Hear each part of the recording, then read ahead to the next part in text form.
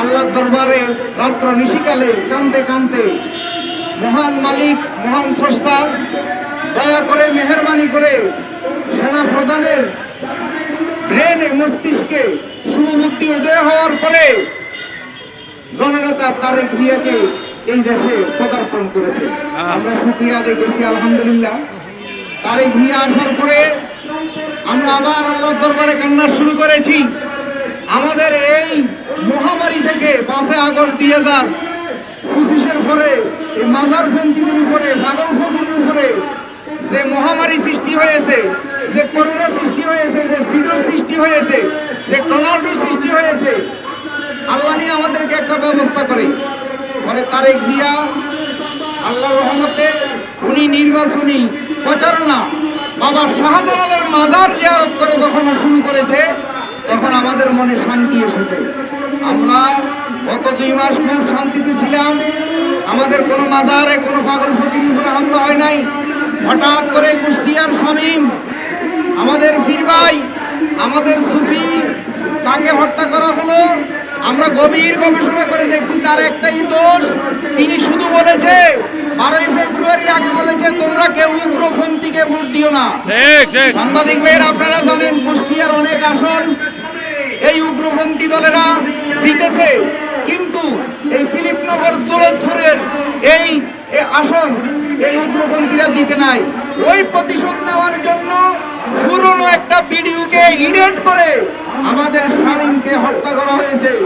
প্রিয় ভাইয়েরা আপনারা দেখেছেন আমাদের সুফি শামীম দরজাটা খুলে 2 হাত জোড় করে বলছে সালাম আপনাদের উপর শান্তি বর্ষিত হোক, অথচ উনি কামনা করছেন শান্তি, ওনাকে কোনো কথা বলা হয় নাই, ডাইরেক্ট মাইনের শুরু।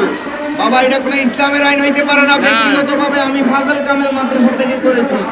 ইসলামের আইন হলো আমার যদি কোরআন বিরোধী, নবী বিরোধী কিছু থাকে, আমাকে নিয়ে আলেমরা বসবে, আমাকে 3 বার তওবা করাবে, 3 বারের পরেও যদি আমি অন্যায় করে অন্যায় অনুপাতে ডোরা দিবে বা আমাকে হত্যা করবে।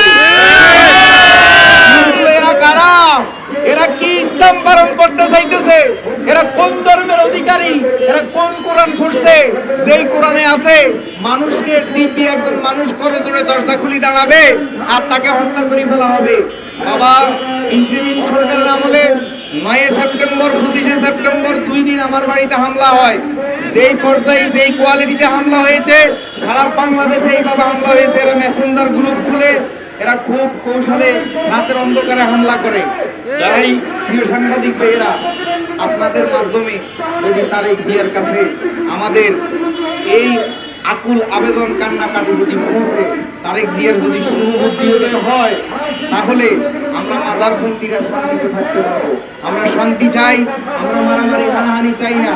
বিগত সরকার আমাকে যখন 2021 সালের 20 মার্চ চা খাওয়ার দাওয়াত দিয়ে ওসি ফারুকে অ্যারেস্ট করলো, ওই হাসিনা সরকারের টেবিলে যখন আমার মামলার ফাইল গেল একজন সিএসের মাধ্যমে, হাসিনা সরকার আমার ফাইলটা মেলায় ফালাই দিচ্ছে। ফালাই দেওয়ার পর আমরা শুধু আল্লাহর দরবারে কাঁদছি, সেই হাসিনা সরকার দ্বিতীয় 2 বছর টিকে নাই। তাই ওলি আল্লাহর বিরুদ্ধে করে কেউ এই দেশে টিকতে পারবে না।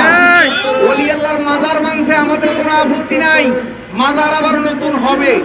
মানছে এটা আমরা মনে করতেছি একটা দুর্যোগ, প্রাকৃতিক একটা দুর্যোগ আসছে আমাদের উপরে, ওই দুর্যোগ আমরা মেনে নিছি। কিন্তু আমাদের সুফিদেরকে হামলা করবে, আমরা আর বসে থাকবো না। দেখেন আমরা SS5 এর লাড়ি তৈরি করছি কি জন্য? প্রতিহত করার জন্য।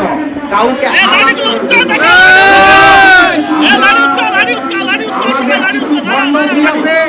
কিছু আওলাদ ফির আছে, আমি তারেক জিয়ার কাছে অনুরোধ করব এই ভণ্ড ফিরদের টাকা পয়সার আয় ইনকাম কোথায় থেকে আসে এগুলা ট্যাক্স করে এই আওলাদ ফিরদের, ভণ্ড ফিরদেরকে যাচাই করা হোক।